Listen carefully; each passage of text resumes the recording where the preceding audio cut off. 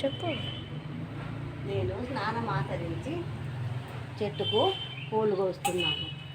పూలు కోసి తర్వాత దేవుడిని కడిగి దీపం పెట్టుతాను. దేవుడికి శుభ్రం శుద్ధి అవసరం.